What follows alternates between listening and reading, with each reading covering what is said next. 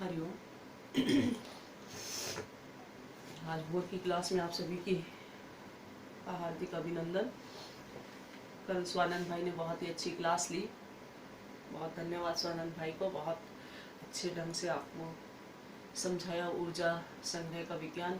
और जिस भी भाई ने इसकी रिकॉर्डिंग की थी, आज वो रिकॉर्डिंग इस पे डाल दें ग्रुप पर, तो जिससे सब दोबारा से भी सुन सकें।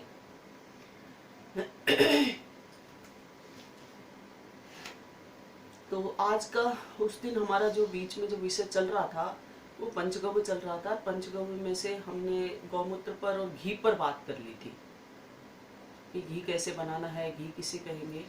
तो आज हम गोबर और छाछ इन दो पर बात कर लेते हैं, और दूध पर, इन पर बात करने के बाद आज मैं समझती हूँ कि लगभग आधा घंटा दिनचर्या को भी देंगे। तो सबसे पहले अभी छाछ और दूध और गोबर। तो गोबर लेते हैं। जो गाय माता का दूध है, दूध तो इम्पोर्टेंट है ही, घी इम्पोर्टेंट है ही, जो रूटीन में हम सब लोग यूज़ करते हैं। लेकिन जो लोग कहते हैं कि गाय के गोबर के क्या फ़ायदे हैं, तो गाय के गोबर के सबसे ज़्यादा फायदे हैं। तो सबसे ज़्यादा जो गव्य जो है, फायदेमंद जो गव्य है, वो गाय का गोबर है। तो गाय के गोबर के बारे में मनुष्य के लिए भी और धरती माता के लिए भी और जीव जंतुओं के लिए भी सबसे पहला तो है कि गाय का गोबर जो है मिट्टी तत्व है और एक शुद्ध मिट्टी है, जिसमें वनस्पति बहुत अच्छी तरह से आसानी से उगते हैं, जिसको गाय खाती है, जीव जंतु अपना पेट भरते हैं उससे, सभी घास के रूप में। तो ये गाय का गोबर। और दूसरा जो गाय का गोबर है वो मनुष्यों के लिए भी बहुत उपयोगी है। मनुष्य के शरीर में जो सबसे जरूरत की, सबसे पहली जरूरत की जो चीज है वो है ऑक्सीजन। कि उसके बिना, भोजन के बिना मनुष्य 2-4 दिन रह सकता है, जल के बिना भी कुछ घंटों रह सकता है, लेकिन ऑक्सीजन के बिना मेरे हिसाब से 5 मिनट भी व्यक्ति जीवित नहीं रहेगा। तो वो जो ऑक्सीजन हम सबको मिलता है वो गाय के गोबर से मिलता है। आपके सामने एक पोस्टर आया है, ऊपर ही ऊपर पोस्टर में लिखा है गोमय वस्ते लक्ष्मी। तो जब हम शुरू में पंचगव्य से जुड़े ही थे तो गुरुजी से हम पूछा करते थे कि गुरुजी गाय के गोबर में लक्ष्मी कैसे? गौमूत्र धन्वंतरी तो समझ आया, लेकिन गाय के गोमय में, गोबर में लक्ष्मी का वास कैसे है? और शास्त्र ये सब कह ही रहे हैं कि हाँ, गाय के गोबर में लक्ष्मी का वास है, पर ये कैसे संभव हो सकता है? तो काफ़ी सारे रिसर्च इस पर किए गुरुजी ने, और उन रिसर्चों में से कुछ लेबोरेटरी टेस्ट भी उसमें प्रस्तुत हुए। तो लेबोरेटरी टेस्ट में देखो, आप इसमें दिख रहा होगा कि इसमें प्राणवायु है गोबर में, और जो ताजा गाय का गोबर है उसमें 23% प्राणवायु है, ऑक्सीजन है। उसके बाद उसी गोबर को कंडा बना दो, उस पर प्रोसेस करो और उसे कंडा बना दो। जब उसको कंडा बनाया तो उसमें 27% से लेकर 30% तक ऑक्सीजन है। इसके बाद उस पर फिर एक बार प्रोसेस किया और उस कंडे को सुखा दिया।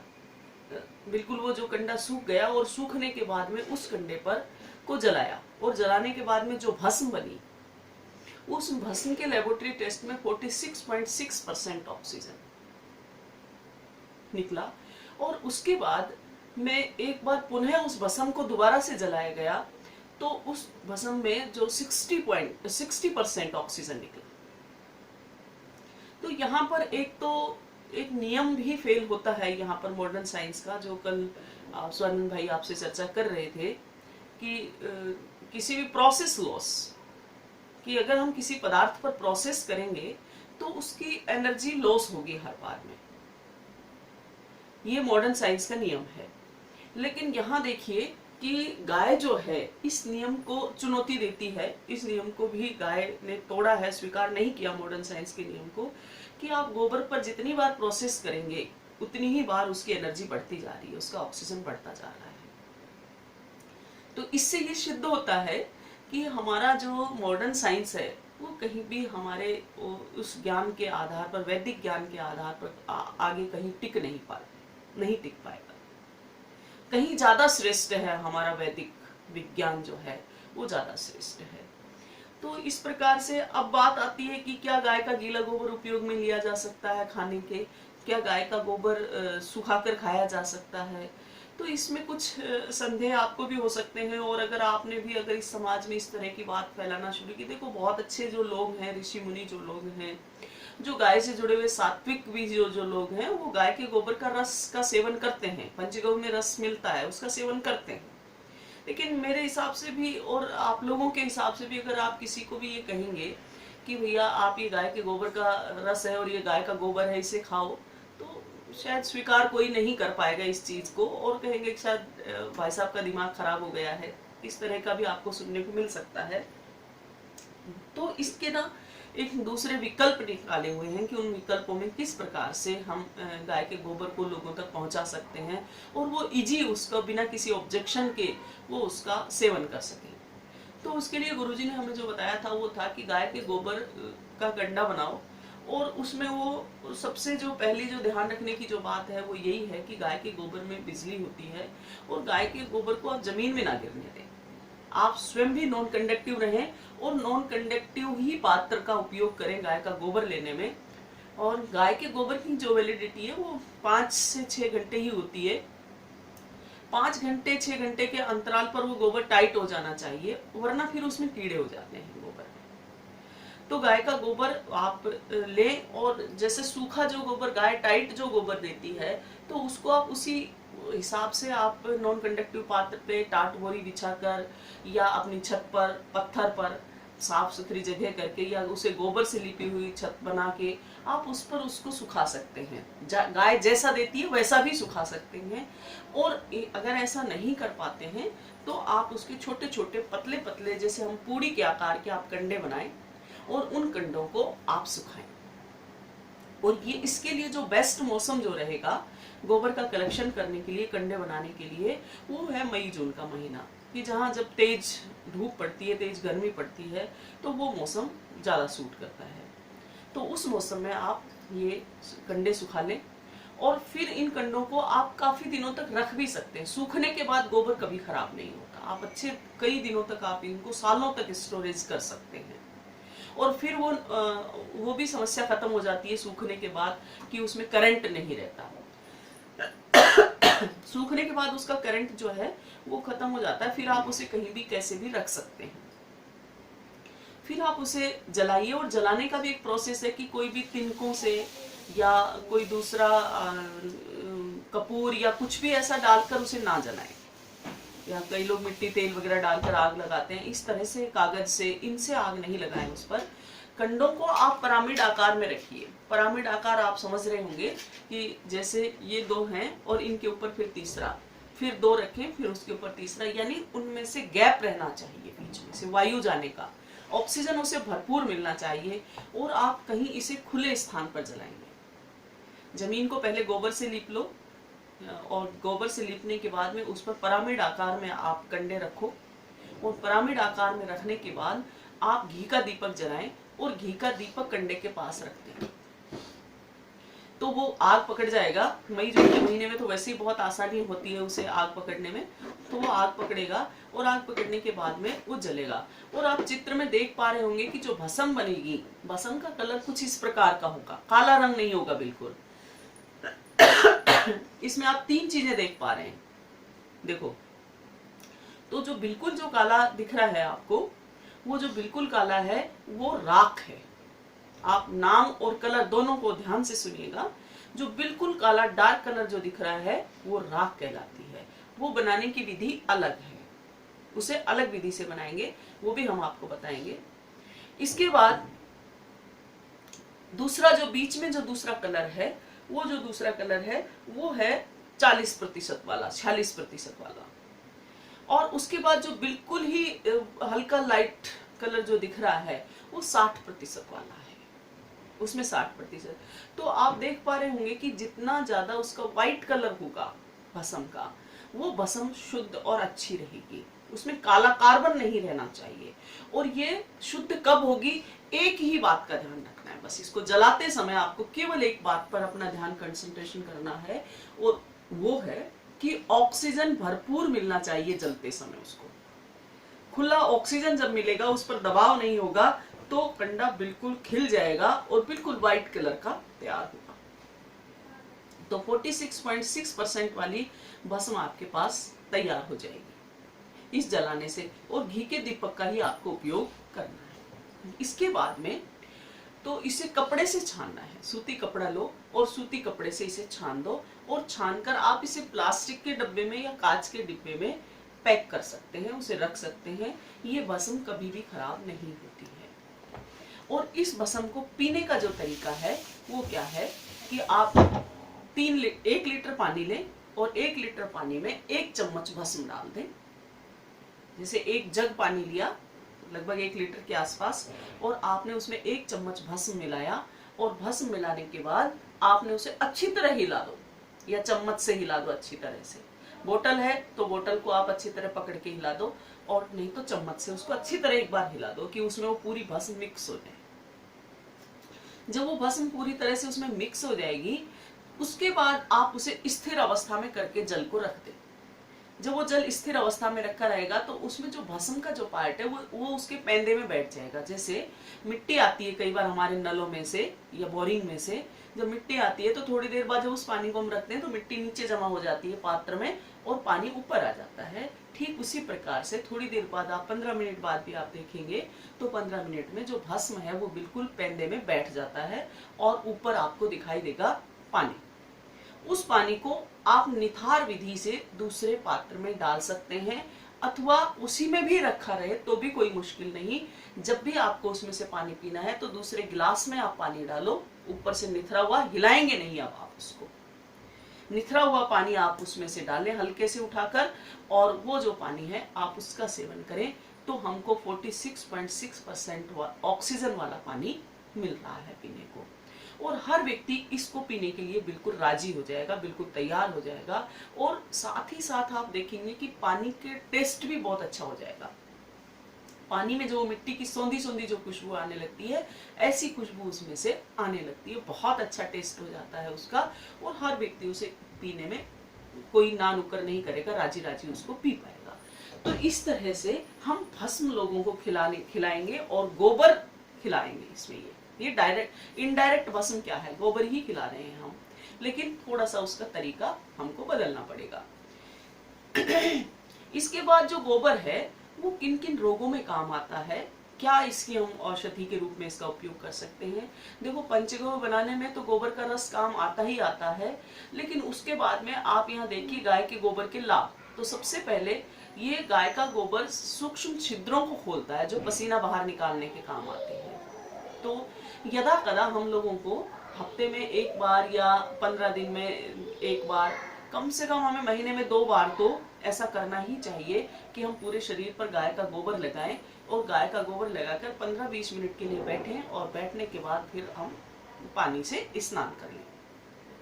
तो उससे क्या होता है कि हमारे शरीर के सारे रोम छिद्र जो हैं वो खुल जाते हैं और पसीने को बाहर आसानी से निकलने देते हैं। और जब रोम छिद्र खुलेंगे तो शरीर की काफी सारी जो बीमारियां हैं वो बीमारियां पसीने के माध्यम से ही बाहर निकल जाती हैं। और दूसरा जो इसमें दिया है कि गाय का जो गोबर है वो उस जो रस है उसका रस प्रसूति महिला के लिए बहुत अच्छा है। जिनको लेबर पेन जब शुरू हो जाता है, महिलाओं को लेबर पेन, तो उस स्थिति में ताजा गोबर गाय का ले। लेबर पेन में लगभग 3-4 घंटे लगते हैं, महिला के लेबर पेन शुरू होता है उसके बाद भी मिनिमम 3-4 घंटे तो लगते हैं, उससे ज्यादा भी समय लग जाता है डिलीवरी होने में। तो उस स्थिति में जब उसको लेबर पेन शुरू हो जाए तो क्या कर सकते हैं कि ताजा गाय का गोबर लेंगे, सफेद कपड़े में उसको निचोड़कर उसका रस निकाल लें, और उस रस को उस बहन को पिलाएं। 15-15 ml हर 20-20 मिनट बाद आप दे सकते हैं। 15-15 ml के आसपास गोबर का रस उसको हर 20 मिनट बाद दे सकते हैं, और लगभग 4-5 बार उसको दिया जा सकता है, इससे ज्यादा नहीं देना है। 4 बार कम से कम आप उसे दे सकते हो। तो उससे क्या है कि प्रेशर बनता है बॉडी में, और जो प्रसूति जो महिला है उसे प्रेशर ही चाहिए होता है। तो प्रेशर बनता है, और प्रेशर बनने से बच्चादानी जो है उसका मुंह खुलने लगता है, और खुलने के बाद में आसानी से बच्चा बाहर आ जाता है। तो कहीं ऑपरेशन कराने की आवश्यकता नहीं पड़ती। हमने इस पर बहुत काम किया है। मेरे पास अक्सर फोन आते हैं, क्योंकि ये कई बार जब मैं व्याख्यान में कहीं भी जाती हूँ तो मैं सब जगह बताती हूँ, तो कुछ लोग इसको फॉलो करते हुए मुझे फोन करते हैं कि भाई अब हमारे यहाँ लेबर पेन शुरू है हमारी बहन बेटी को, तो बताओ क्या किया जाए। तो हम उसको बताते हैं कि भाई सफेद कपड़ा लो और ताजा गाय का गोबर ले लो। ताजा का मतलब है कि भाई हाँ तुरंत गौ माता दे दें, या आधा घंटा 15 मिनट 20 मिनट 1 घंटा आपको वेट करना पड़ जाए तो भी कोई बात नहीं। तो उस स्थिति में आप गाय का गोबर लें, और गाय का गोबर लेकर वही नॉन कंडक्टिव पात्र में ही लेना है गाय का गोबर उस समय भी, और फिर आप उसे छानकर कपड़े से और उस बहन को पिला दें। तो 15-15 ml एक बार में पिला सकते हैं। तो पिलाते हैं तो उसको निश्चित रूप से बिना ऑपरेशन के नॉर्मल डिलीवरी आसानी से हो जाती है। तो ये भी गाय के गोबर का बहुत उपयोग है। एक जो राजछमा जो रोग होता है, राजछमा रोग का आपने नाम सुना होगा, जिसे टीबी कहते हैं आधुनिक भाषा में। तो जो टीबी है वो भी गाय के गोबर की खुशबू से ही दूर हो जाती है। जिन लोगों को टीबी हो जाती है उनको कहते हैं कि अगर आप कुछ भी दवाई नहीं दें, केवल आप उन्हें ये सलाह दे दें कि गाय का गौशाला में जाकर या गाय के पास जाकर आप रहने लग जाओ, गौशाला में रहने लग जाओ, गायों के बीच में सोने लग जाओ, तो उसकी जो गोबर की और गौमूत्र की जो खुशबू है, उस खुशबू मात्र से उसके शरीर के सारे जो जीवाणु हैं वो सारे के सारे निकल जाते हैं, और ये टीबी रोग कुछ ही महीनों में धीरे धीरे करके ठीक हो जाता है। और गोबर का बहुत उपयोग है। अगर इसके साथ पंचगव्य उसको पिला दिया जाए तो निश्चित रूप से उसका बहुत आराम मिलेगा, बहुत जल्दी वो व्यक्ति ठीक हो जाएगा। मलेरिया जो रोग होता है, मलेरिया के कीटाणु भी को भी मारने की जो क्षमता है वो गाय के गोबर में है।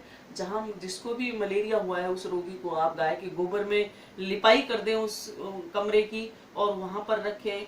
और शहर में अगर आप रह रहे हैं, गौशाला जाना संभव नहीं है, तो आप कम से कम इतना कर सकते हैं कि रोजाना एक परात गोबर मंगा लें और उसके सिर के पास उस गोबर को परात में डाल के रखें, गोबर गौमूत्र उसके पास रख दें। तो उससे क्या है, उसकी जो खुशबू है उसी से ये जीवाणु मर जाते हैं। इसके बाद आता है कि जो त्वचा हमारी है, जिसमें दाद है, एक्जिमा है और एलर्जिकल जितने भी रोग हैं, छोटे छोटे फोड़े फुंसियां शरीर पर हो जाना, तो ऐसे रोगों में भी गाय का गोबर बहुत फायदेमंद है। गाय का गोबर और गौमूत्र दोनों मिलाकर यदि एक्जिमा वाले स्थान पर उसे लगाया जाए तो कुछ ही दिनों में एक्जिमा लगभग पूर्णतः खत्म हो जाता है। और उसको भस्म का पानी पिलाया जाए, वो भी गोबर खिलाना ही है, भस्म का पानी पिलाया जाए तो वो एक्जिमा जैसे जो रोग हैं वो बहुत जल्दी खत्म हो जाते हैं, चर्म रोग ठीक होते हैं। गाय के गोबर में प्राणवायु बहुत है। तो जैसे अभी कुछ दिनों पहले हमने सुना था कि इस पे यूट्यूब वगैरह पे बहुत आता था, पेपर में भी ये सब चीजें काफी चली थी कि अब जो चीन है वो ऑक्सीजन के सिलेंडर बेचने वाला है, चीन कंट्री। तो उस समय हमें लगा था कि भारत में भी अब आज जैसे लोग मोबाइल जेब में डालकर घूमते हैं, लोगों को शायद सिलेंडर डाल के घूमना पड़ेगा, क्योंकि जैसे दीपावली वगैरह का जब समय आता है तो महानगरों की हालात तो ऐसी हो जाती है कि 15 से भी कम ऑक्सीजन रह जाता है, जबकि व्यक्ति को सही श्वसन तंत्र उसका सही रहे उसके लिए वातावरण में जो ऑक्सीजन है वो कम से कम 23% होना चाहिए। 23% ऑक्सीजन तो रहना चाहिए, जिससे कि उसके फेफड़े बिल्कुल ठीक रह सकते हैं। लेकिन कहीं पर भी अगर आप चेक करवाएंगे, बैलून भर के अगर आप कहीं का भी ऑक्सीजन लेवल चेक करवाएं लेबोरेटरी में, तो आपको नहीं मिलेगा। कोई अच्छे हरे भरे क्षेत्रों को छोड़ दो, ग्रामीण परिवेश को छोड़ दो, तो शहरी क्षेत्र में तो ऐसा नहीं मिलेगा। हमारे जयपुर में भी 16-17% ही ऑक्सीजन रहा है अभी, और दिल्ली जैसे महानगरों में तो 15 से भी कम आ जाता है नवंबर के महीने में। तो वहाँ के जैसे जो स्थितियां हैं, उन स्थितियों में लोगों को क्या करना पड़ेगा, धीरे धीरे कि सिलेंडरों का उपयोग करना पड़ेगा। तो हम कहते हैं कि अगर हमारे पास गाय है तो हमें ये सब करने की जरूरत नहीं है। आपने भगवान शंकर के बारे में बहुत अच्छी तरह से जानते हैं कि भगवान शंकर जब कैलाश पर्वत पर रहते थे, आज भी जो लोग मानसरोवर की यात्रा के लिए जाते हैं तो उनका पहले चेकअप होता है वहां पर, और उस चेकअप के बाद में उन्हें कुछ ऑक्सीजन के टैबलेट्स या कुछ सिलेंडर उपलब्ध कराए जाते हैं कि भैया अगर ऊपर जाके कोई तकलीफ हो तो आप इनका यूज कर सकते हैं। और फिर भी जिनके फेफड़े कमजोर होते हैं, जिनके शरीर में ऑक्सीजन लेवल डाउन रहता है, तो उन लोगों को वहां से परमिशन ही नहीं मिल पाती है। तो भगवान शंकर तो रहते ही वहीं पे थे मानसरोवर पर्वत पर, तो फिर वो अपना ऑक्सीजन मेंटेन कैसे करते थे। तो उसमें कहते हैं कि भगवान शंकर के पास नंदी महाराज रहते थे और नंदी महाराज का गोबर उनको वहां मिलता था और उस गोबर से वो हवन करते थे। उनके कुंड होता था, हवन कुंड उनके पास, और उससे हवन होता और उसकी जो भस्म होती थी उस भस्म को वो अपने पूरे शरीर पर मल लेते थे। तो इसीलिए भगवान शंकर का एक नाम भी है कि भस्म रमैया, तो भस्म लगाते थे। तो आज आधुनिक पीढ़ी के लोग तो ऐसा समझ सकते हैं कि शायद भगवान शंकर का दिमाग पता नहीं खराब था या कैसा, नहीं कह सकते, हम लोग इन शब्दों का यूज नहीं करना चाहिए, लेकिन मॉडर्न पीढ़ी की मैं आप बात कर रही हूँ कि उन लोगों ने ऐसा सोचा होगा कि भगवान शंकर ने ऐसा क्यों किया, नहीं करना चाहिए, क्या भस्म कोई ऐसे शरीर पर मलने के लिए होती है, क्या शरीर गंदा हो जाएगा। लेकिन वस्तुतः दिमाग हम लोगों का खराब था, जो हम इस चीज को, इस विज्ञान को समझ नहीं पाते हैं। ये हम लोगों के दिमाग की कमी है कि हम उस लेवल तक नहीं पहुंच पाए हैं। तो भगवान शंकर तो वो भस्म लगाते थे और वो भस्म लगाने से ही उनका शरीर बिल्कुल ओके रहता था और ऑक्सीजन की जो पूर्ति थी वो कंप्लीटली हो जाती थी।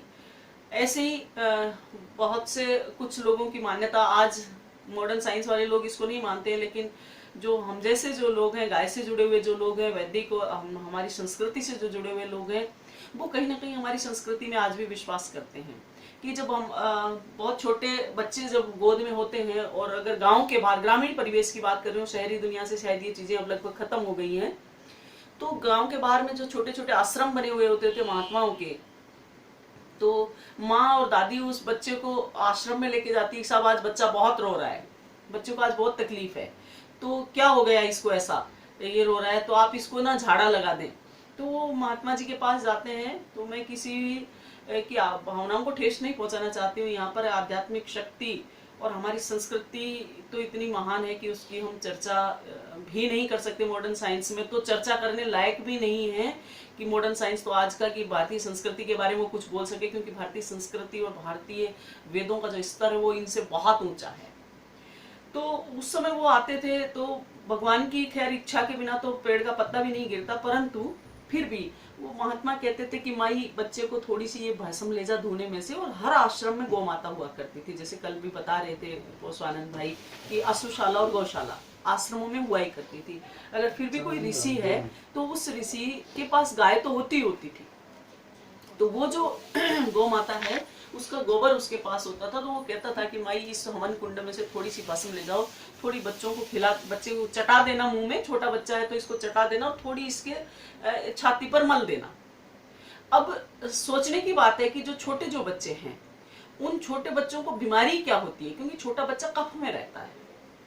आगे हम पढ़ेंगे जब वात पित्त कफ पढ़ेंगे, तो छोटा बच्चा जो है वो कफ में ही, कफ की प्रवृत्ति में रहता है, और उसको जो भी तकलीफ होगी, चाहे सर्दी गर्मी बरसात कोई सा भी मौसम क्यों ना हो, उसको अधिकांशतः जो तकलीफ होती है, कुछ 2-4% बीमारियों को छोड़ दें तो अधिकांशतः उसको 95% बीमारी केवल कफ से संबंधित होती है, कि उसको ठंड लग जाती है, निमोनिया हो जाता है। गर्मी में भी छोटे बच्चों को निमोनिया हो जाता है, निमोनिया हो गया, पसीने में उसने दूध पी लिया माँ का तो उसको वो तकलीफ हो गई।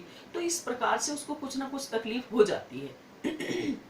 तो वो कफ की तकलीफ रहती है, और जब कफ की तकलीफ होती है तो बच्चे का ऑक्सीजन लेवल कम हो जाता है। अब वो रोता क्यों है, उसका एक सीधा सा कारण है कि जब बच्चे को श्वास लेने में प्रॉब्लम होती है, श्वास ढंग से नहीं आती है, तो फिर वो रोता है। और रोने से क्या है कि एकदम वो हाथ पैर सीधे करता है, तो उसके फेफड़े खुलते हैं, और फेफड़े जब खुल जाते हैं तो उसको आसानी से श्वास आती है। अब हम सोचते हैं कि साहब बच्चा रो क्यों रहा है, बच्चा रो इसलिए रहा है कि उसको आसानी से श्वास मिल रही है, वो इसलिए रोता है। तो फिर वो भी उस समय ऐसा ही होता था। तो वस्तुतः वो एक महाराज की कोई कृपा का विशेष आशीर्वाद नहीं होता था उसमें। मैं जहां तक समझती हूँ कि उसमें गौ माता की भस्म का ही विशेष आशीर्वाद होता था। गौ माता ही उनको, महाराज को भी मतलब एक नाम दिलाने में फायदा करती थी कि भैया आपका नाम हो रहा है, और गौ माता की भस्म जो है वो ऑक्सीजन लेवल को पूरा करती है। तो इससे एक बात दूसरी भी सामने आती है कि अगर कोई अस्थमा का रोगी है, श्वास का कोई रोगी है, तो वो श्वास के रोगी को हम बिल्कुल कमी पूरी हो जाती है। तो इस प्रकार से गाय का जो गोबर है वो बहुत ही अनमोल चीज है। तो जब हमने गुरुजी से बात की कि गुरुजी हमें ये पंक्ति समझ में नहीं आती है कि गौ में वसते लक्ष्मी, तब गुरुजी ने इस पर काफी रिसर्च करके फिर ये बताया था कि इस दुनिया में महंगी चीजें क्या है। एक दिन ब्रह्म मुहूर्त की क्लास चल रही थी और उनको ऐसा हुआ कि वो सब ज्ञान जो उनको ब्रह्म ज्ञान था, उस ब्रह्म ज्ञान के आधार पर उन्होंने बताया कि जो सारी सब चीजें हैं तो वो सब ब्रह्म के आधार पर ही हैं। अब तब उन्होंने बताया कि दुनिया की सबसे महंगी चीज क्या है, आप बताओ। तो सोना चांदी हीरा जवाहरात, कुछ लोगों ने बताया कि सब सोना है, हीरा है, चांदी है, ये सब चीजें महंगी चीजें हैं। तो उन्होंने कहा कि जब हम लक्ष्मी जी का पूजन करते हैं तो लक्ष्मी जी के पूजन में हम ये सारी चीजें रखते हैं। दिवाली आती है तो लक्ष्मी जी के पूजन में हम ये सारी चीजें रखते हैं, सोना उठा के रखते हैं, चांदी उठा के रखते हैं। साहब ये हमारा जो धातु है, वैसे सोना क्या है, एक धातु ही है, लेकिन ये कीमती धातु है, इसलिए हम उसको लक्ष्मी मानते हैं। चांदी क्या है, लक्ष्मी मानते हैं उसको, क्योंकि वो कीमती धातु है। तो फिर गुरुजी ने कहा कि दूसरी जो कीमती चीजें हैं वो सारी ही लक्ष्मी होती हैं। तब उन्होंने बताया कि सृष्टि में सबसे ज्यादा जो कीमत जिसकी है और भविष्य में जिसकी सबसे ज्यादा कीमत होने वाली है वो है ऑक्सीजन। कि इसके बिना, इससे अनमोल कोई चीज नहीं हो सकती, ऑक्सीजन से अनमोल कोई चीज नहीं हो सकती। इसके आगे ना सोने का कुछ मूल्य है, ना चांदी का कुछ मूल्य है, ना हीरे जवाहरात का कुछ मूल्य है। जो सबसे मूल्यवान इस सृष्टि की चीज है वो ऑक्सीजन है। तो उन्होंने कहा कि इसका मतलब यही है कि जो इस सृष्टि में सबसे ज्यादा मूल्यवान जो चीज है, जो सबसे ज्यादा आवश्यकता की जो चीज है, वही लक्ष्मी है। तो ये पंक्तियां यहाँ सार्थक होती हैं कि गाय के गोबर में लक्ष्मी का वास है, इसलिए वेदों में इस पंक्ति को सार्थक पंक्ति मानते हुए कहा है कि गो में वसते लक्ष्मी। आप लोग इस बात को अच्छी तरह से समझ गए होंगे। तो गाय का गोबर जो है वो बहुत अच्छा है। और हम सब समझते हैं कि खेती के मामले में, वनस्पति उगाने के मामले में, फसल उगाने के मामले में और हम सब जीवों की रक्षा करने के मामले में गाय जो महत्वपूर्ण भूमिका जो निभाता है, गाय का एक गव्य, वो है गोबर। और गोबर के बारे में, जल को भी जमीन से खींच के लाने का गोबर काम करता है। इसका भी एक अभ्यास हमारे गुरुकुल में हुआ था कि आपने एक गोबर की छड़ी बनाई, लंबी एक लकड़ी जैसी एक छड़ी बना दी गोबर की, और उस छड़ी को, गोबर की छड़ी को पानी की बाल्टी में रात को रख दिया। तो उसमें देखा कि सुबह तक 12 घंटे तक वो जो छड़ी थी गोबर की, वो आधे से ज्यादा गीली हो चुकी थी। केवल हिस्सा पानी का डुबोया था हमने, केवल 4 उंगल उसका, ये इतना सा हिस्सा उसका पानी में डुबोया था लकड़ी का, लेकिन वो गोबर की लकड़ी सुबह तक आधे से ज्यादा गीली हो चुकी थी। तो उससे भी सिद्ध होता है कि जो गाय का गोबर है वो जमीन से पानी को भी ऊपर खींच के लाने का काम करता है। तो गाय का गोबर बहुत ही इम्पोर्टेंट है। काफ़ी चीज़ें आपको इसमें समझ आई होंगी, तो आप ये सब कर सकते हैं। आप भस्म अपने घर में बना सकते हैं और लोगों को दे सकते हैं। बहुत सारे रोगों की दवा है ये। इसके बाद में आता है दूध। जो दूध है वो गाय के डायरेक्ट गव्यों में से है। जो डायरेक्ट गव्य गाय देती है, दूध से हम छाछ और घी बना लेते हैं, वो एक अलग बात है। लेकिन जो दूध है वो अमृत है गाय का। गाय के दूध में सभी सारे के सारे वो सारे तत्व पाए जाते हैं जो एक आम व्यक्ति को अपना जीवन निर्वाह करने के लिए। गोबर जलाना कैसे, वो बताएं। अभी मैंने आपको बताया था कि गोबर को सुखा लो आप, और गाय को गोबर को सुखाकर उसको इस तरह से आप एक दीपक जलाएं। ये दिख रहा होगा आपको दीपक, इस तरह से एक दीपक जलाएं और पिरामिड आकार में गाय के गोबर को रखकर, कंडों को रखकर पिरामिड आकार में रखें और दीपक उसके सहारे घी का लगा दें। तो धीरे धीरे करके वो आग जलने लग जाएगी, उन कंडों में कंडे जलने लग जाएंगे। और वो जब जल जाएंगे, खुले मैदान पर जलाना है आपको कि ऑक्सीजन उसे भरपूर मिले जलते समय। दीपक घी का ही होना कंपलसरी है, केवल घी का ही। तो इस तरह से वो आप जलाएंगे और जब वो जल जाए पूरी तरह से, जब वो जल जाएगी तो उसका जो है भस्म वो तैयार हो जाएगा। अब बात चल रही है दूध की, कि जो दूध है गाय का वो कब पीना चाहिए, कैसे पीना चाहिए। अमृत है, लेकिन अमृत को भी एक पीने का निर्धारित समय है कि किस समय पर अमृत का सेवन करना चाहिए। बहुत से लोग हैं कि जो बच्चे भोजन करने लग गए, जैसे 8 साल का बच्चा है, 5 साल का बच्चा है, 7 साल का बच्चा है और उससे बड़े जितने भी लोग हैं, वो सुबह सुबह दूध पीते हैं। मेरे भाई बहन, सुबह सुबह दूध नहीं पीना चाहिए, ना ही बच्चों को सुबह दूध पिलाना चाहिए। जो बच्चा दूध मुआ बच्चा है, जो दूध के सहारे ही रहता है, वो तो दिन भर दूध पिएगा, सुबह भी, दोपहर, शाम को, वो सभी दूध पिएंगे। लेकिन जो बच्चे दूध नहीं पीते हैं, जो बच्चे, ये उठाना भी पूछ, जो बच्चे दूध नहीं पीते हैं, भोजन करना शुरू हो गया है जिनका, वो जो बच्चे हैं उन बच्चों को सुबह के समय दूध नहीं पिलाना चाहिए। उन बच्चों को सुबह मक्खन और मिश्री खिलाएं। उन बच्चों को आप सुबह छाछ पिला सकते हैं। फिर से ज्वाइन कर दीजिए। कौन है? अब डिस्टर्ब ऐसे बीच में होता है ना। स्वानंद कराएगा, उनको बोलो कि स्वानंद के नंबर पे जाओ। हेलो हेलो, आप वापस उसी लिंक पे जाओ। जिसका भी डिस्टर्ब होता है ना वो यहाँ पे मुझे फोन नहीं करे ना, फिर मैं डिस्टर्ब हो जाती हूँ पूरा।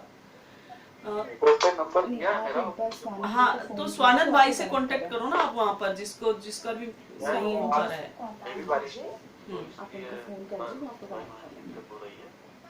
इसकी भी प्रॉब्लम है, मुझे फोन करें, नंबर दिया है ग्रुप पे। आप ग्रुप पे देखिए, ग्रुप पे उनका नंबर दिया है।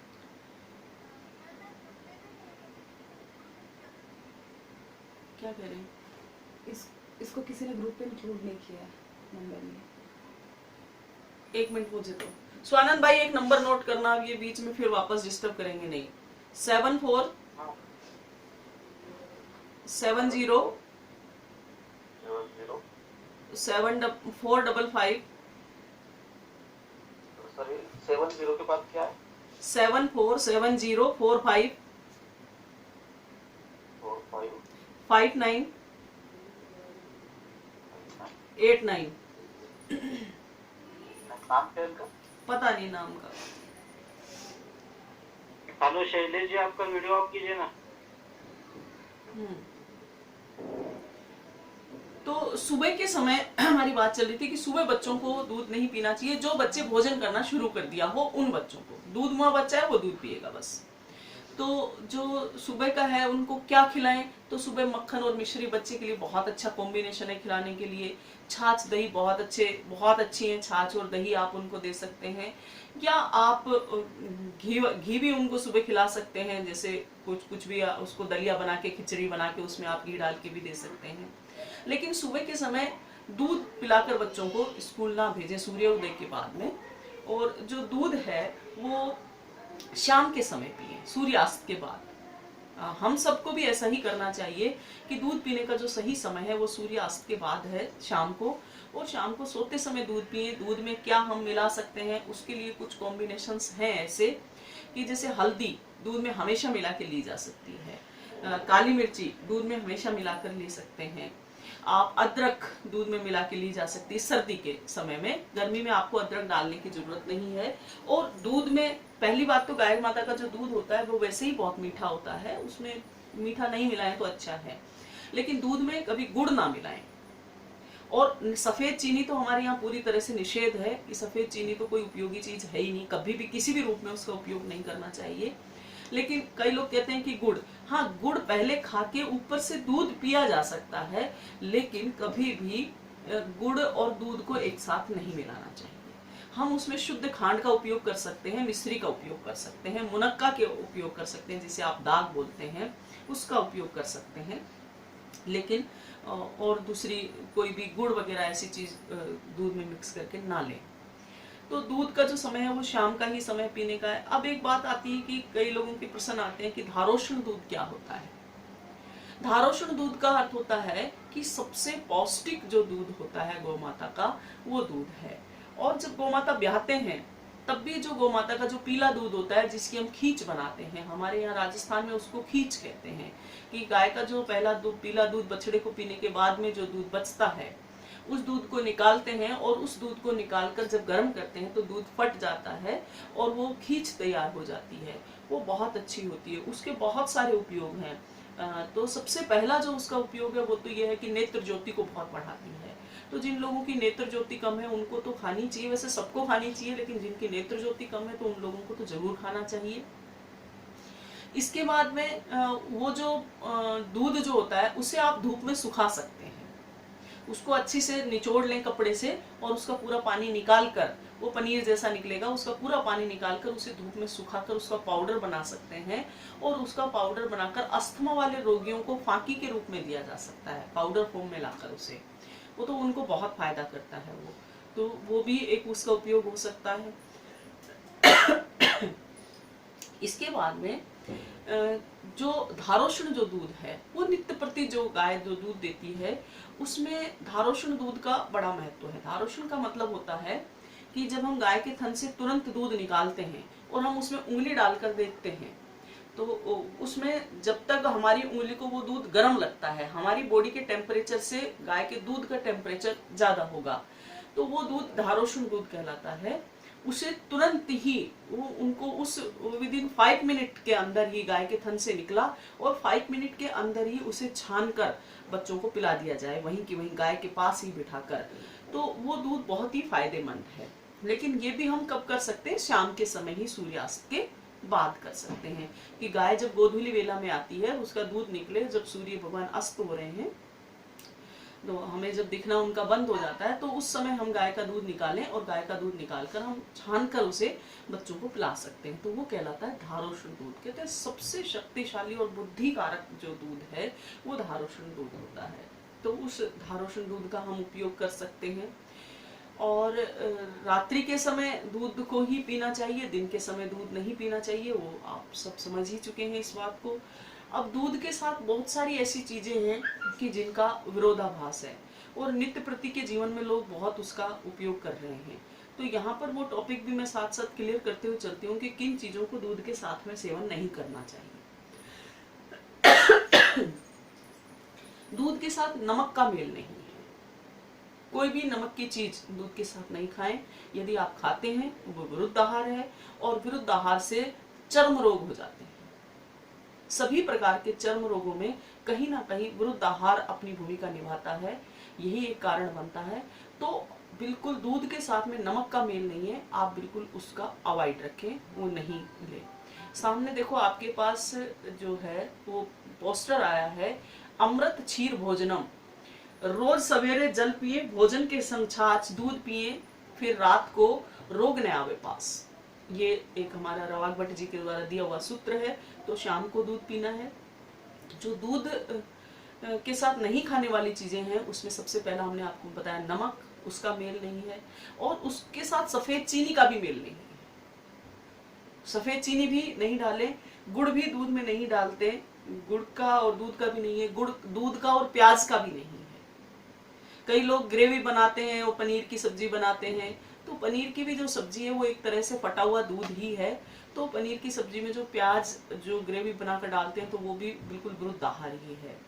टमाटर का और दूध का मेल नहीं है। लोग, मैंने एक दो जगह तो मैंने सुना कईयों के घर में कि दूध की सब्जी बनाते हैं वो लोग और उसमें लाल मिर्ची भी डालते हैं, तेल भी डालते हैं, बहुत गलत है। तेल का और दूध का भी मेल नहीं है, लाल मिर्ची का और दूध का मेल नहीं है, नमक का और दूध का मेल नहीं है। दूध के साथ में किसी भी खट्टे पदार्थ जैसे टमाटर है उसका मेल नहीं है, नींबू का है उसका मेल नहीं है। तो इन चीजों से बचे, दूध के साथ में इन चीजों का सेवन ना करें। बहुत से ऐसे लोग भी हैं कि जो दूध के साथ नमकीन बिस्किट खाते हैं, बच्चों को देते हैं कि नमकीन बिस्किट दूध के साथ डबो डबो के खाओ, इसमें बिल्कुल नहीं खाना चाहिए। नमकीन खाते हैं कई लोग, नमकीन खाते रहेंगे, एक फांक नमकीन का लेंगे और ऊपर से उसमें फिर ऊपर से दूध पीते रहेंगे। और हमारे गुजरात साइड में आप चले जाओ तो नमकीन थेपड़ों का बहुत वो है, प्रचलन है उनके यहाँ, तो थेपड़ा खाते रहेंगे और ऊपर से दूध पीते रहेंगे सुबह सुबह। तो ऐसा बिल्कुल नहीं हो। कई लोगों की है कि रोटी दूध के साथ खाते हैं, दूध के साथ रोटी भी नहीं खानी चाहिए। गेहूं की रोटी तो बिल्कुल दूध के साथ नहीं खानी चाहिए क्योंकि हम उसमें नमक डालते हैं गेहूं की रोटी में, और नमक वाला कोई भी सामान, हम कोई भी चीज हम दूध के साथ नहीं ले सकते। हमारे पूर्वज बाजरे की रोटी और मक्का की रोटी के साथ दूध जरूर लेते थे। आपका बाद में प्रश्न आएगा इसलिए मैं पहले ही बता देती हूँ कि बहुत प्रचलन है इसका कि दूध के साथ में बाजरे की रोटी खाने का, मक्का की रोटी खाने का बिल्कुल है, लेकिन उसमें वो लोग नमक नहीं डालते थे। बाजरे की रोटी में तो आज भी किसी बुजुर्ग के पास आप बैठकर बात करें तो वो यही बताएगी दादी कि बाजरे की रोटी में नमक नहीं डाला जाता। तो नमक के साथ दूध का बिल्कुल भी मेल नहीं है। तो आप इन बातों का ध्यान रखें। पोस्टर में आप सब पढ़ पाएंगे कि जो दूध है वो बिल्कुल सुपाच्य होता है। किसी भी बच्चे की अगर जन्म देने के बाद ही उसकी माँ यदि गुजर जाए तो एक गौ माँ ही है जो अपने दूध से उसका पालन पोषण कर सकती है, और उस बच्चे का पालन पोषण में बिल्कुल भी अंतर नहीं आएगा कि ये उसकी खुद की माँ का दूध था या गौ माँ का दूध था। कहीं ना कहीं उसकी माँ से भी श्रेष्ठ दूध उसका उस बच्चे के लिए लाभदायक रहेगा कि गौ माता उसकी रक्षा कर रही है। उसके दुर्भाग्य है जिस बच्चे का कि साहब जिसकी माँ उसको छोड़कर चली गई है बचपन में ही, और गौ माता उसकी रक्षा कर रही है, तो कहीं ना कहीं गौ माता उसे सौभाग्य के रूप में बदल देती है। गाय का जो दूध है वो A2 दूध होता है, और A2 दूध हल्का सा पीले रंग का होता है। इस पर हमने काफी सारी चर्चा कर ली है कि वो सब स्वर्ण किरणों के कारण होता है, सूर्य के प्रभाव के कारण होता है। उन स्वर्ण किरणों के माध्यम से वो दूध का रंग पीला दिखाई देता है।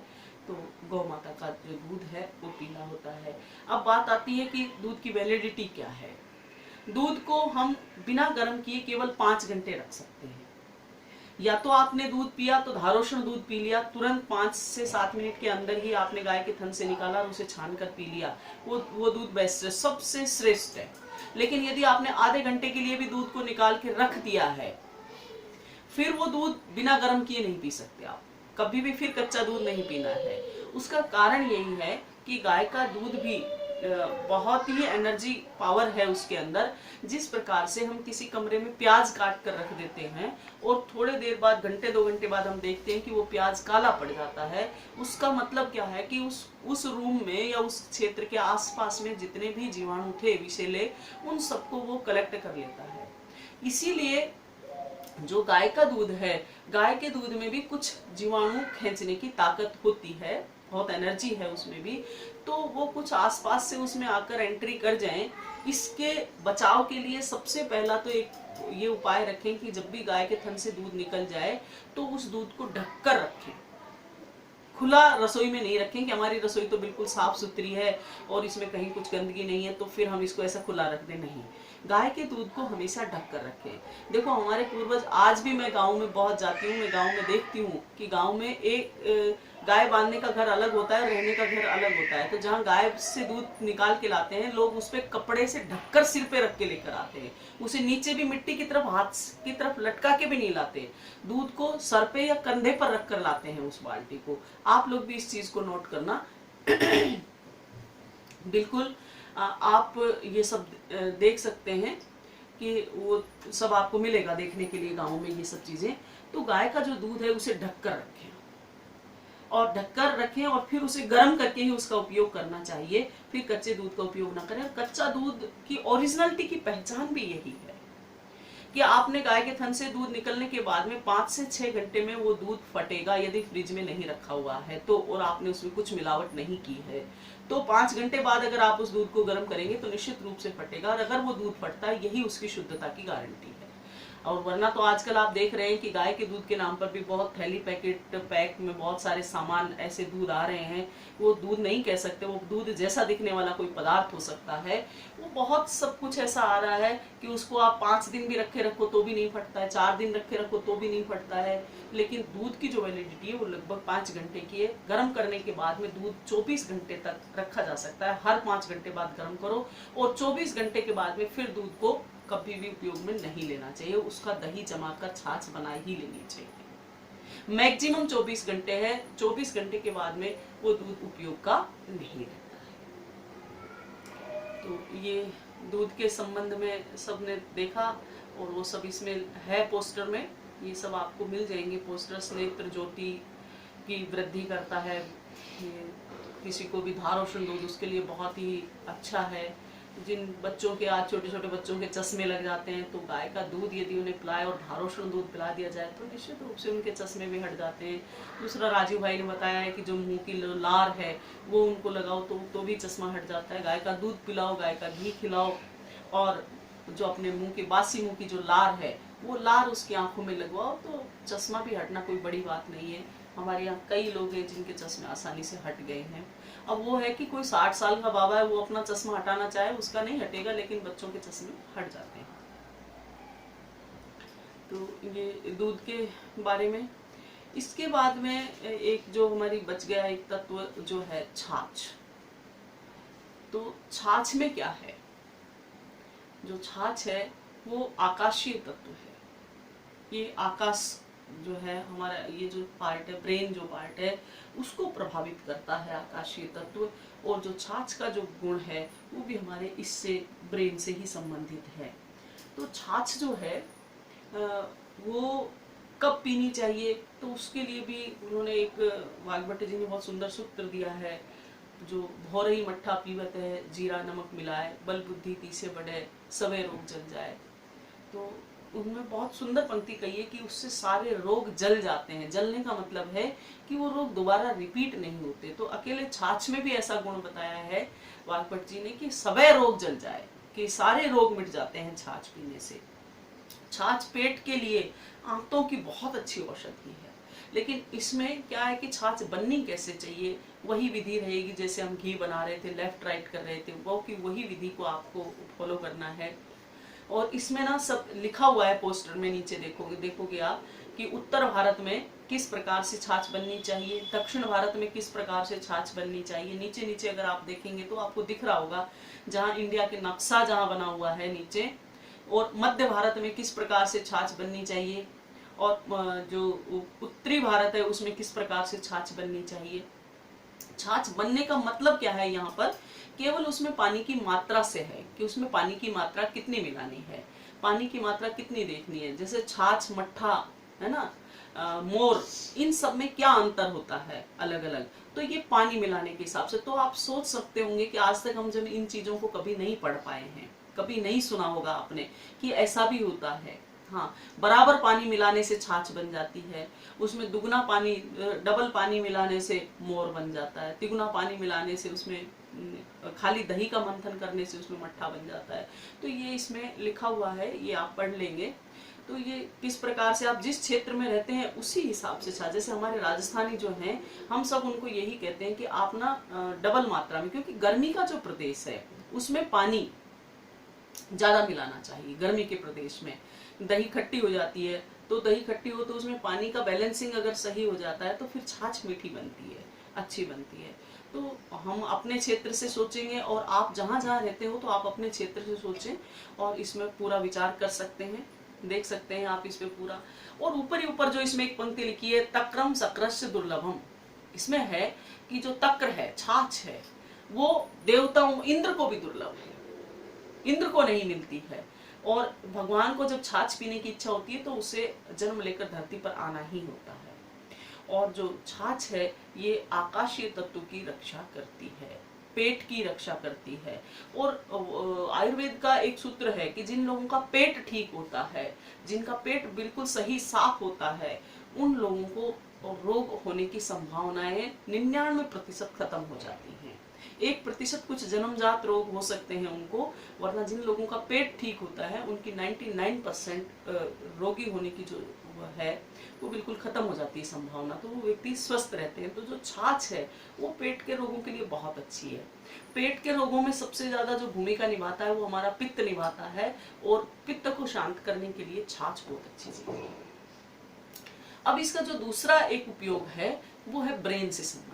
आप सोच रहे होंगे कि ब्रेन पर ये कैसे काम करती है छाछ, विचार किया होगा अभी आपने कि ब्रेन पे छाछ कैसे काम करती है। बहुत काम करती है। मैं एक छोटे से उदाहरण से आपको समझाऊंगी, आप आसानी से उस चीज को फिर समझ पाएंगे। आपने किसी भी नशेड़ी व्यक्ति को देखा होगा, नशेड़ी का मतलब है कि जो शराब का नशा करता हो, या भांग का नशा करता हो, या अफीम का नशा करता हो, ऐसे व्यक्तियों को आपने देखा होगा। और नशे में सबसे पहले व्यक्ति का क्या बिगड़ता है, सबसे पहले उसका ब्रेन बिगड़ता है, कि वो कुछ कुछ बोलना शुरू कर देता है। उसका ब्रेन बिगड़ गया, नशा किया उसने और उसका ब्रेन बिगड़ा, और ब्रेन बिगड़ते ही कुछ कुछ बोलना शुरू करेगा, उसको ये नहीं पता चलता मैं क्या बोल रहा हूं। और जैसे ही उसका ब्रेन बिगड़ता है वैसे ही उसकी बॉडी का संतुलन बिगड़ जाता है। फिर वो थोड़ी देर बाद लड़खड़ा के चलने लगेगा। अगर वो चलेगा तो वो लड़खड़ाना शुरू कर देगा, लड़खड़ा कर गिरना शुरू हो जाएगा। और कई बार ऐसी भी देखा होगा हमने, सड़कों पर या इधर उधर गलियों में हम देखते हैं कि लोग ऐसे गिरे पड़े रहते हैं, तो हम समझते हैं अरे पी रखी होगी, खा रखा होगा कुछ उसने। तो वही दो चीजें फिर उसकी बिगड़ जाती हैं। पहला उसका ब्रेन में डिस्टर्ब होता है, और ब्रेन डिस्टर्ब होने के कारण से फिर उसका जो संतुलन है, बॉडी का जो संतुलन है, क्योंकि पूरी बॉडी का जो कंट्रोल है वो पूरी बॉडी का कंट्रोल ब्रेन से ही होता है। तो वो जो ब्रेन है वो उसका थोड़ा पहले बिगड़ेगा, उसके बाद में उसकी बॉडी का जो संतुलन है वो बिगड़ जाता है। तो ऐसे व्यक्ति को, जिसने बहुत अधिक नशा किया हुआ हो, ऐसे व्यक्ति को आप छाछ पिला दो, 15 मिनट में ही उसका नशा बिल्कुल उतर जाता है। तो हम इससे समझ सकते हैं इस बात से कि जो छाछ है वो ब्रेन पर बहुत काम करती है, आकाशीय तत्व पर बहुत काम करती है, बहुत ठीक करती है। दुनिया में सबसे जो बुरा नशा है वो कहते हैं भांग का नशा होता है। दुनिया में और जितने नशे जो लोग करते हैं उस नशे का व्यक्ति ठीक हो सकता है, लेकिन यदि कोई एक व्यक्ति भांग खा ले और भांग खाने के बाद वो व्यक्ति कभी भी ठीक नहीं हो सकता। कब?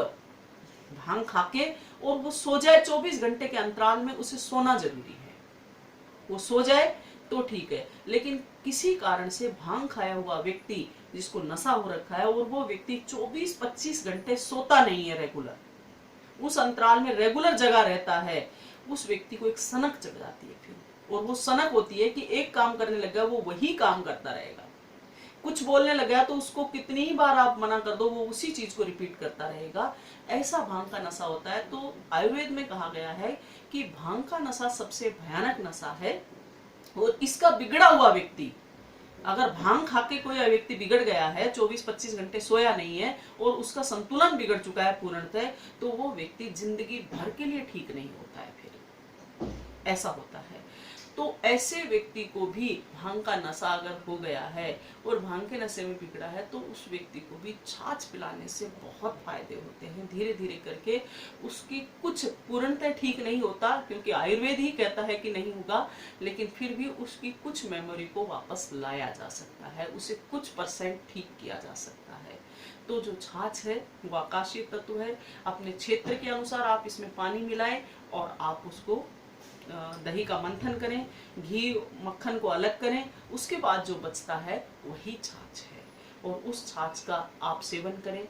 और पेट के जितने भी तकलीफ हैं, अल्सर हैं पेट में, या बड़ी आंत साफ नहीं होती है, बड़ी आंत में कुछ रुकावटें आती है, गैस बहुत बनता है, पित्त बहुत बना हुआ है शरीर में, किसी व्यक्ति को क्रोध बहुत आता है, तो ऐसे व्यक्तियों को गाय की जो छाछ है बहुत अच्छी है। पाइल्स जिसको हो जाते हैं, पाइल्स का मतलब आप समझ रहे होंगे, मस्सा जिसको कई लोग बोलते हैं, पाइल्स की समस्या में भी देसी गाय की छाछ अमृत है। बहुत से ऐसे रोग हैं जो हमारे पास आते थे, छाछ बनी कब तक रख रहे, देखो छाछ कभी भी खराब नहीं होती है, लेकिन उसमें भी एक ही गुण है जो उसका एसिड बढ़ जाता है उसका, और जितने दिन तक वो सूर्य के प्रकाश में रहेगी और जितना ज्यादा सूर्य के प्रकाश के संपर्क में रहेगी उसका भी एसिड बढ़ जाता है छाछ का। और एसिड बढ़ने के बाद में फिर वो मतलब उसके जो तत्व हैं वो असंतुलित हो जाते हैं, एक संतुलित मात्रा में नहीं रहते हैं, तो फिर वो थोड़ा सा शरीर के लिए नुकसानदेह हो सकती है। सबके लिए नहीं, वो भी सबके लिए नहीं, वो उन लोगों के लिए जो पित्त प्रकृति के हैं। गुरुजी बताया करते थे, मुझे याद आती है उनकी ये बातें, कि गुरुजी कहते थे कि जब वो बाहर प्रवास पर रहते थे तो गौशाला से वो चलते तो 1-2 लीटर की बोतल छाछ की लेकर चलते थे। वो बताते थे, हमें इन्हीं उदाहरणों से पढ़ाया उन्होंने, कि जब वो गौशाला से चलते तो 2 लीटर की बोतल साथ में लेकर चलते थे, और वो जो छाछ है तो वो लगभग उनकी 15 से 20 दिन तक वही एक बोतल चलती रहती थी, कि वो जितनी छाछ उसमें से निकालते थे उतना ही उसमें पानी डाल देते थे रोज, तो वो बोतल भरी ही रहती थी। अब जब उनको लगता था कि अब 5 दिन बचे हैं तब वो उस बोतल को खाली करते थे, और जब भी उनको ऐसा लगता था कि अब कोई गर्म क्षेत्र में हूँ और ज्यादा खट्टी हो गई है तो उसमें और भी ज्यादा पानी मिलाते थे।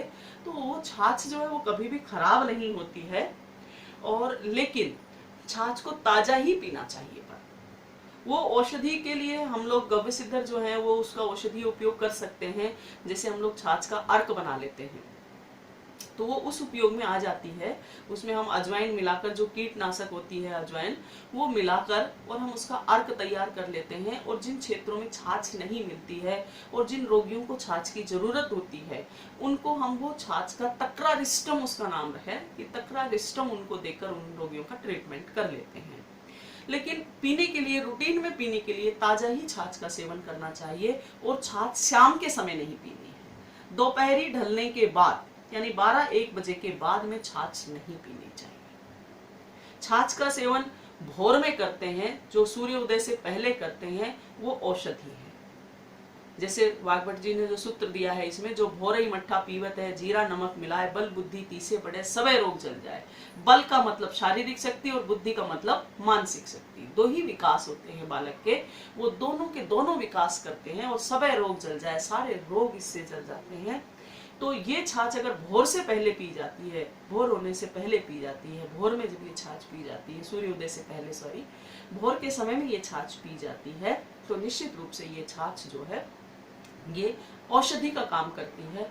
और उसके बाद हम जब पीते हैं तो वो छाछ है, वो हमारा टेस्ट है, वो हमारे आनंद के लिए है, और हमारे शरीर में जल की पूर्ति करने के लिए है। लेकिन 12-1 बजे के बाद, दिन ढलने के बाद में छाछ का सेवन वर्जित है।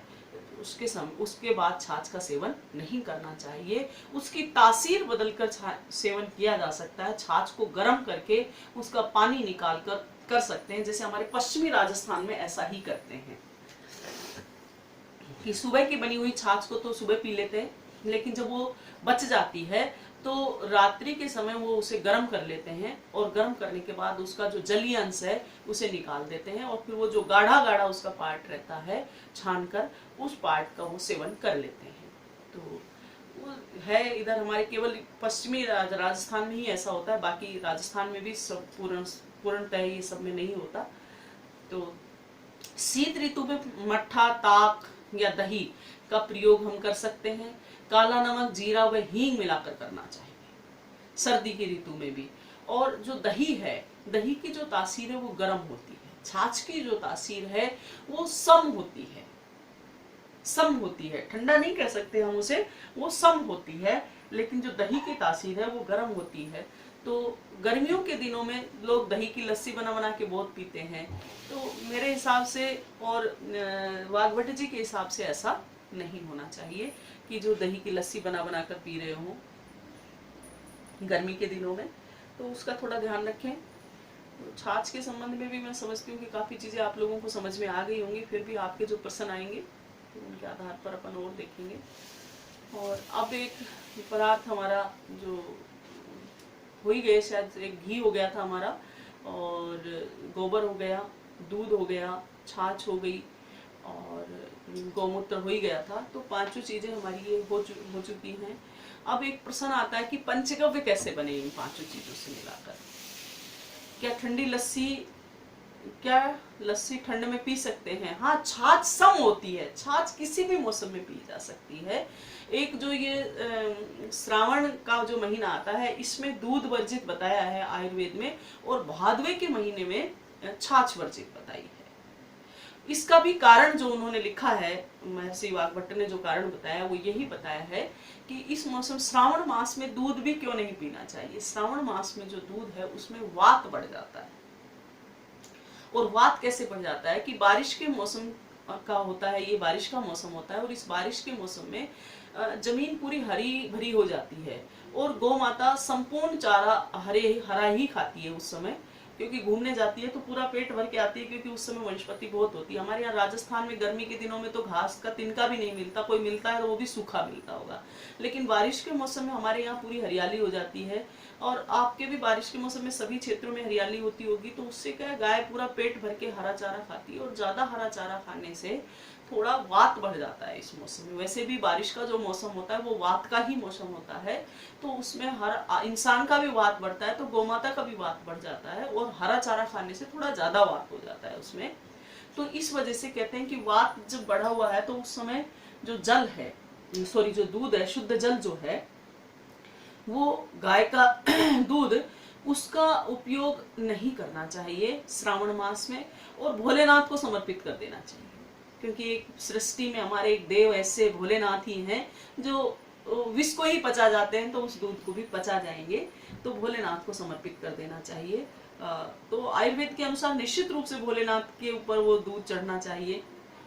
कई लोग, कई संगठन आ जाते हैं, हमने बहुत अब की बार भी देखा श्रावण में, बहुत से संगठन वाले आके खड़े हो जाते हैं मंदिरों के बाहर, शिवालय के बाहर, और आकर कहते हैं कि क्यों दूध को बर्बाद कर रहे हो, नाली में बहा रहे हो। ये बर्बाद करना नहीं है, वस्तुतः ये भी एक विज्ञान है। वो कहते हैं कि गरीबों के बच्चों को, तो हम उससे समझाते हैं कि भैया कौन मना करता है। मैं तो कहती हूँ कि गरीबों के बच्चों को आप 11 के 11 महीने दूध पिलाओ। यही महीना क्यों है एक ऐसा कि जिसमें आप गरीबों के बच्चों को दूध पिलाओ? आप 11 महीने गरीबों के बच्चों को दूध पिलाओ, लेकिन आप ये दूध क्यों पिलाना चाहते हो जो वात से प्रभावित दूध है? तो श्रावण मास में दूध को वर्जित किया गया। फिर भी श्रावण में भी आप उस दूध की तासीर बदलकर उसका सेवन कर सकते हैं। उसकी मिठाइयाँ बना सकते हैं, उसके घेवर बना सकते हैं और उसकी खीर बना सकते हैं। तो इस तरह से इसका उपयोग किया जा सकता है तासीर में परिवर्तन करके, लेकिन डायरेक्ट दूध का सेवन नहीं करना चाहिए। और छाछ के बारे में जो बात चल रही थी, भादवे का जो महीना आता है, अब जो आज जो पहला दिन है, क्योंकि शायद कल पूनम थी ना, हाँ कल पूनम थी, आज जो पहला दिन हो गया है, ये भादवा शुरू हो गया है, इस मौसम में छाछ नहीं पीनी चाहिए। इस एक महीने के लिए छाछ का अवॉइड करें। तो ये उसी कारण से है कि इस महीने छाछ में वात की मात्रा थोड़ी ज्यादा होती है, तो इसमें अवॉइड रखें। बाकी हमेशा 12 महीने छाछ पी सकते हैं, कभी भी छाछ खराब नहीं होता है।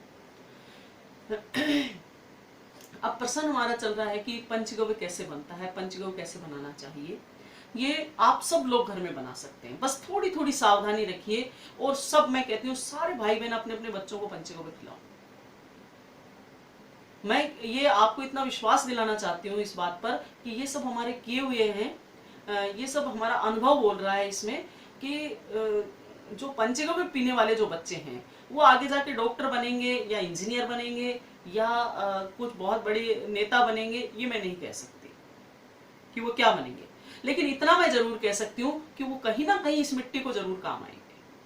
वो आपके परिवार के जरूर काम आएंगे, आपके समाज के और आपकी मिट्टी के जरूर काम आएंगे, इस हिंदुस्तान के काम आएंगे अगर बच्चा पंचगव्य पीता है। उसकी सोच ही ऐसी हो जाएगी, उसकी सोच अपने आप में इतनी परिवर्तित हो जाएगी कि वो सोचे, जो भी सोचेगा वो कभी नेगेटिव नहीं सोचेगा, कभी गलत नहीं सोचेगा।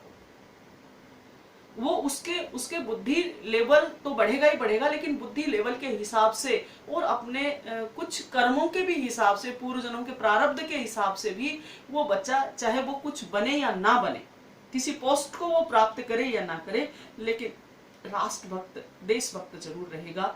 आपकी भक्ति करेगा, आपकी सेवा, बुढ़ापे तक आपकी सेवा करेगा, आपके खानदान के नाम को बचा के रखेगा। इतना मैं आपको विश्वास दिला सकती हूँ। तो पंचगव्य आप कैसे उन बच्चों को पिलाएं, कैसे आप उनको दे सकते हैं, ये आप थोड़ा सा सीख लें कि 5 गव्य जो गाय से मिलते हैं उनको हम किस प्रकार से रूटीन में बना सकते हैं। 2 तरह से पंचगव्य बनाया जा सकता है। एक तो क्या है कि रोज का रोज बनाओ और बच्चों को खिलाओ, खुद भी खाओ और बच्चों को भी खिलाओ। एक दूसरा तरीका होता है कि पंचगव्य घृत बना लो, क्योंकि जिन लोगों के पास में गाय नहीं है, गाय पास में भी कहीं नहीं है, गौशाला भी पास नहीं है, तो वो इन चीजों की व्यवस्था अगर नहीं कर सकते हैं तो फिर वो पंचगव्य घृत का सेवन कर सकते हैं। तो पहले हम पंचगव्य बनाना सीखते हैं। ताजा पंचगव्य कैसे बनता है, तो 5 ml सारी चीजें ले लें, 5 चीजें ले लें आप, कि जैसे 5 ml गाय के गोबर का रस लिया, 5 ml गौमूत्र लिया, 5 ml छाछ, 5 ml दूध और 5 ml घी। 5 चीजें 5 ml ली और तुरंत की तुरंत ही इनमें गोबर और गौमूत्र जो है वो बिल्कुल ताजा लेना है आपको। छाछ चाहे तो आप पुराना ले सकते हैं, नहीं तो छाछ भी आपके पास अगर ताजा उपलब्ध है तो सबसे बेस्ट है कि ताजा ही अच्छी रहेगी इसमें, क्योंकि उसमें क्या है, वही बात है कि गौमूत्र ले लो, चाहे आप गोबर ले लो, चाहे आप छाछ ले लो, इनमें क्या असंतुलन हो जाता है। फिर जो इनके पदार्थ हैं, इनके जो घटक हैं, उन घटकों में असंतुलन आ जाता है। कुछ चीजें उसकी बढ़ जाती हैं और कुछ चीजें उनकी घट जाती हैं। तो इस हिसाब से आपको ये ताजा ही लेनी है। और 5 चीजें 5 ml लेकर पहले एक खाली कटोरी लें स्टील का, और उस खाली कटोरी को आप गैस पर गर्म करें, खाली को ही गैस पर गर्म करें। और जब वो कटोरी थोड़ी गर्म हो जाए गैस पर रखी हुई, तब आप उसे कपड़े से पकड़कर उतार लें गैस से, और उतार कर 5 चीजें उसमें डाल दें। डालते समय केवल एक बात का ध्यान रखना है बस आपको, कि दूध और छाछ एक साथ नहीं डले, इनके बीच में पहले एक गव्य मिक्स हो जाए। जैसे सबसे पहले हमने गौमूत्र डाल दिया, कटोरी गर्म कटोरी थी, उसमें गौमूत्र डाल दिया, उसके बाद में हमने उसमें दूध डाल दिया गौमूत्र में, और उसको थोड़ा हिला दिया चम्मच से, चम्मच हाथ में रखो, तुरंत उसको मिला दो। 2 मिनट मिलाने के बाद में अब आप उसमें गोबर का रस डाल दो, गोबर का रस डाल दिया और फिर मिला दिया। उसके बाद में आप उसमें छाछ डाल दो और छाछ डालो और फिर मिलाओ उसको। उसके बाद में आप घी डाल दो और फिर आप उसे अच्छी तरह, 5 चीजें हो गई अब आपके पास कटोरी में, तो आप उन 5 चीजों को खूब अच्छी तरह से फेटिंग करो, उसकी फेटो उसको खूब, जितना आप चम्मच से उसे फेंट सकते हैं उतना आप उसे फेटो। लगभग 10 मिनट तक आप उसका फेटन करो, और जब वो अच्छी तरह से एक जी हो जाए मिलकर, तब आप उसे उसमें अगर चाहो तो आप उसमें शहद मिला सकते हो। अगर लगता है किसी को कि ये मीठे बिना नहीं खाया जाएगा हमसे, तो फिर आप उसमें जरा सा शहद मिला सकते हैं या छोटा गुड़ मिला सकते हैं, लेकिन आपको उसको खा लेना है। नहीं तो आपने कुछ भी उसमें नहीं मिलाया तो भी वो बहुत अच्छा टेस्ट उसका लगता है, लेकिन बच्चों को खिलाना है तो आप थोड़ा शहद या मिश्री भी मिला के उसको खिला सकते हैं, तो वो तुरंत आप उसको खिला दो। तुरंत, ऐसा नहीं कि बना के आपने फ्रिज में रख दिया या बना के आपने उसे ढक के घर में रख लिया और फिर उसे पिलाया, नहीं। उससे ये जो पूरा प्रोसेस है ये 10 से 15 मिनट में पूर्णतः कंप्लीट हो जाना चाहिए,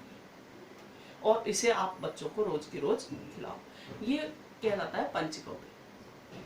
तो इसका सेवन अगर हम अपने बच्चों को कराते हैं तो वो निश्चित रूप से, वो बच्चा बारिश में भी खड़ा रहेगा तो उसको छींक तक नहीं आएगी, किसी भी तरह की उसको कोई प्रॉब्लम नहीं होगी।